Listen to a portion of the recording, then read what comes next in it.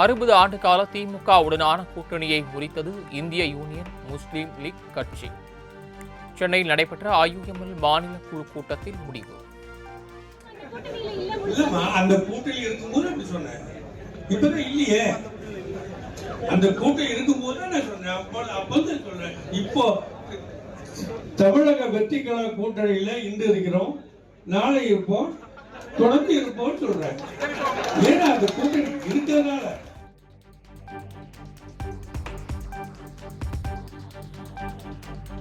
தாவேக அரசில் அங்கம் வகிப்பதால் திமுக கூட்டணியில் தொடர்ந்து பயணிக்க இயலாது.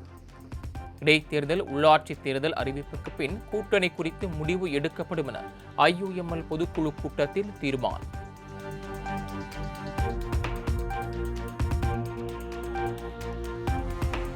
IUML கட்சி அலுவலகத்திற்கு விஜய்க்கு முன்பாக எந்த முதலமைச்சர் வந்ததும் இல்லை என காதர் மொய்தீன் பேட்டி.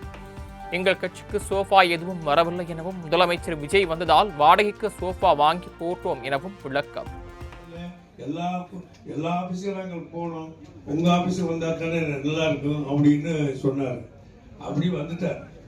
இவர் வந்ததுனால எங்க ஆபீஸ அலங்காரம் பண்றதுக்காக வேண்டி சினிமா பண்ணுவாங்க பாருங்க, ஒரு இரவா வெள்ளை அடிச்சு சோஃபாலாம், நீங்க சோஃபா கேட்டு அங்கதான் போட்டது. நிறைய வாடகை சோஃபா வாங்கி போட்டோம். நிறைய சோஃபாவா வாங்கி 7-8 சோஃபா போட்டு அவர் வந்தவொடனே உட்கார வைக்கணுமேனு சொல்லி அதான் நாங்கள் பண்ணதை தவிர வேற சோஃபா அந்த இதெல்லாம் எங்களுக்கு கூட தெரியாது சார். என்ன போட்டாலே அப்போ காலையில் தூக்கிட்டு போயிட்டாங்க சார்.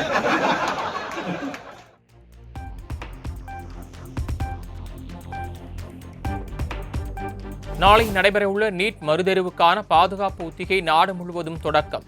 தேர்வு மையங்களில் துணை ராணுவ படையினர் குவிக்கப்பட்டு ஏற்பாடுகள் குறித்து ஆய்வு.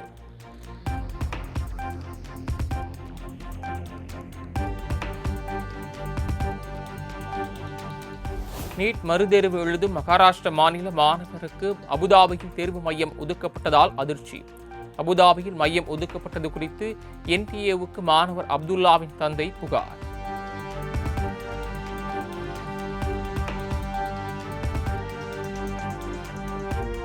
நாக்பூர் மாணவருக்கு அபுதாபியில் நீட் தேர்வு மையம் ஒதுக்கியதற்கு மக்களவை எதிர்க்கட்சித் தலைவர் ராகுல் காந்தி கண்டனம். NTA அமைப்புக்கு தேசிய அளவிலான தேர்வுகளை நடத்தும் தகுதி இல்லை என விமர்சனம்.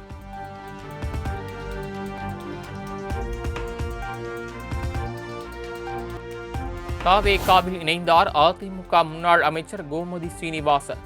திருவையாறு அதிமுக முன்னாள் MLA சுப்பிரமணியன், திரைப்பட இயக்குனர் RV உதயகுமார் ஆகியோரும் தாவேகாவில் ஐக்கியம்.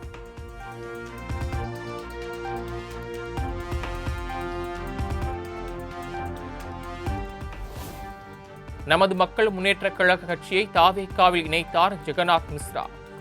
2026 சட்டமன்ற தேர்தலில் தாவேகா கூட்டணியில் போட்டியிட்டு வெற்றி பெற்ற நிலையில் முடிவு.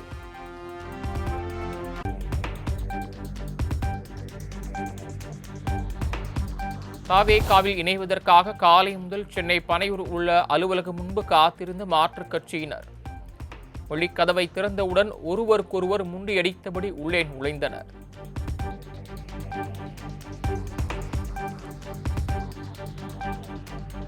அண்ணா திராவிட முன்னேற்ற கழகமும் தமிழக வெற்றி கழகமும் என்றும் ஒன்றுதான்.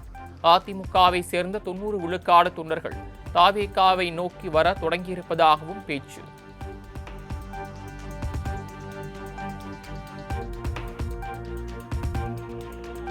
மாற்றுக் கட்சியிலிருந்து தாவேகாவிற்கு வந்தவர்களுக்கு உரிய மரியாதை வழங்கப்படும்.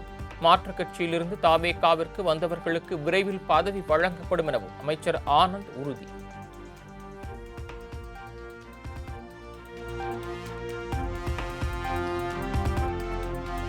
தமிழ்நாடு சட்டமன்ற நிகழ்வுகளை நேரலை செய்ய வேண்டுமென சபாநாயகருக்கு உதயநிதி ஸ்டாலின் கடிதம்.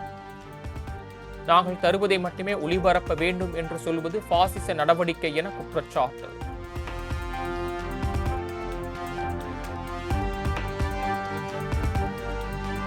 ஆண்டிப்பட்டியில் சீமை கருவேல மரங்களை அகற்றும் பணியில் ஈடுபட்ட மதிமுக பொதுச் செயலாளர் வைகோ. மரம் வெட்டும் இயந்திரத்தாலும் JCB-யை இயக்கியும் சீமை கருவேல மரங்களை அகற்றினார்.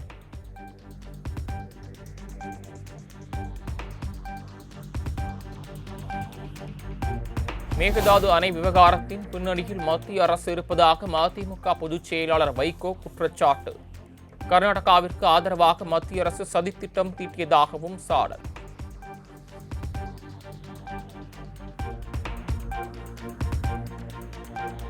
மின்சாரத்துறையை முழுமையாக சீரமைக்க குறைந்தபட்சம் 15,000 பேரை புதிதாக பணியமர்த்த வேண்டிய கட்டாயத்தில் உள்ளோம். மதுரை அவனியாபுரத்தில் மின்சாரத்துறை அமைச்சர் நிர்மல்குமார் பேட்டி.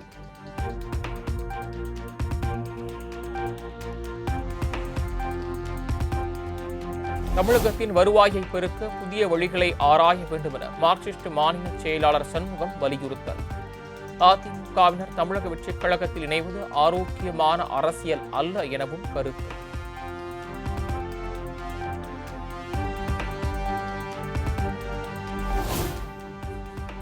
தன்னை இன்னும் தொழில்துறை அமைச்சராகவே நினைத்து வாழ்ந்து கொண்டிருக்கிறார் டிஆர்பி ராஜா என அமைச்சர் கீர்த்தனா பதிலடி. பண்ணையார் வாழ்க்கையை விட்டுவிட்டு மக்களால் தேர்ந்தெடுக்கப்பட்ட பிரதிநிதியான தங்களுக்கும் மக்களுக்கும் மரியாதை கொடுங்கள் என காட்டம்.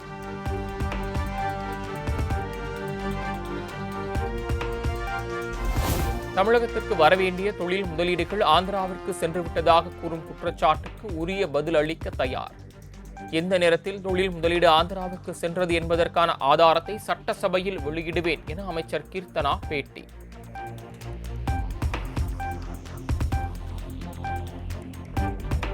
தாமிரபரணி கரையோர மேம்பாட்டு பணிகளுக்காக டெண்டர் அறிவித்த நெல்லை மாநகராட்சி. தாமிரபரணி ஆற்றங்கரையோரத்தை மேம்படுத்த 59 கோடியே 5 லட்சம் ரூபாய் மதிப்பிலான டெண்டர் அறிவிப்பு.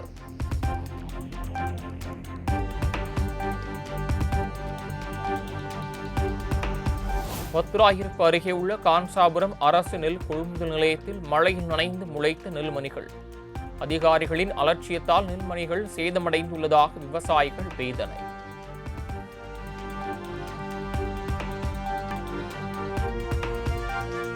சென்னை சாஸ்திரி நகர் காவல் நிலையத்தில் சட்டம் ஒழுங்கு காவல் ஆய்வாளருக்கும் போக்குவரத்து புலனாய்வு போலீசாருக்கும் இடையே வாக்குவாதம். சாஸ்திரி நகர் காவல் நிலையத்தில் சட்டம் ஒழுங்கில் பணியாற்றக்கூடிய வாகனம் மட்டுமே நிறுத்தப்பட வேண்டுமென காவல் ஆய்வாளர் ரோஹிணி கூறுவதாக தகவல்.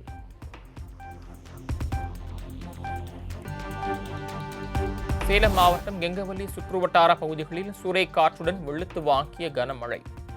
நீலகிரி மாவட்டம் குன்னூர் சுற்றுவட்டார பகுதிகளில் 1 மணி நேரத்திற்கு மேலாக நீடித்த கனமழையால் மக்கள் மகிழ்ச்சி.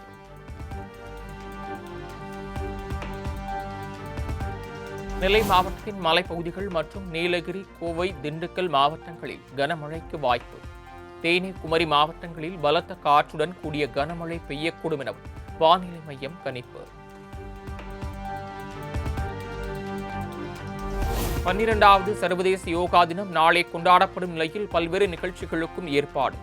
கொல்கத்தாவில் நடைபெறும் நிகழ்ச்சியில் பிரதமர் நரேந்திர மோடி கலந்து கொண்டு யோகாசனங்களை செய்கிறார்.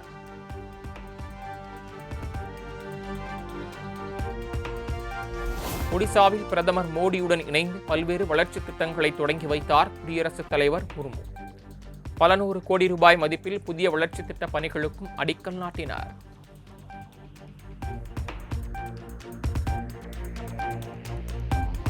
காங்கிரஸ் ஆட்சியில் பின்தங்கியிருந்த வடகிழக்கு மாநிலங்கள் தற்போது வளர்ச்சிக்கான நுழைவாயிலாக உருவெடுத்துள்ளது. ஒடிசா இந்த மாற்றத்தை கண்டுள்ளதாக பிரதமர் மோடி பேச்சு.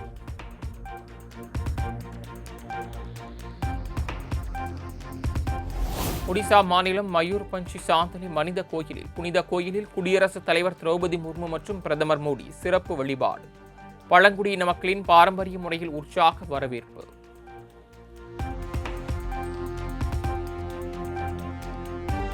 கர்நாடகத்தில் முதன்முறையாக மக்கள் குறைதீர் அமைச்சகம் அமைக்கப்பட உள்ளதாக முதலமைச்சர் டி.கே. சிவக்குமார் தகவல். மக்கள் குறைதீர் அமைச்சர் மூலம் மக்களின் குறைகளை விரைந்து தீர்க்க நடவடிக்கை.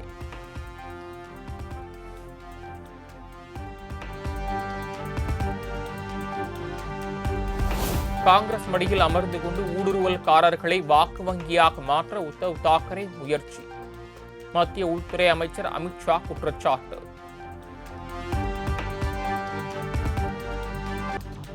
ரயில்களில் டிக்கெட் இல்லாமல் பயணித்தால் ஜூலை 1ஆம் தேதி முதல் 500 ரூபாய் அபராதம். 250 ரூபாய் வசூலிக்கப்பட்டு வந்த அபராத தொகையை உயர்த்தி அறிவித்தது ரயில்வே நிர்வாகம்.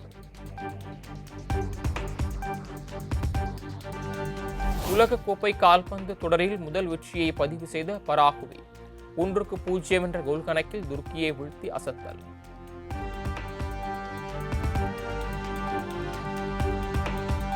உலகக்கோப்பை தொடரில் இன்று இரவு 9:30 மணிக்கு நடைபெறும் ஆட்டத்தில் நெதர்லாந்து ஸ்வீடன் அணிகள் மோதல்.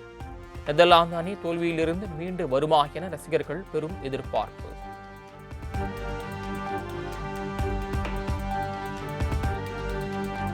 நள்ளிரவு 1:30 மணிக்கு நடைபெறும் ஆட்டத்தில் ஜெர்மன் ஐவரி கோஸ்ட் அணிகள் மோதல். அதிகாலை 5:30 மணிக்கு நடைபெறும் மற்றொரு ஆட்டத்தில் ஈக்வடார் குராசோ அணிகள் பலப்பரீட்சை.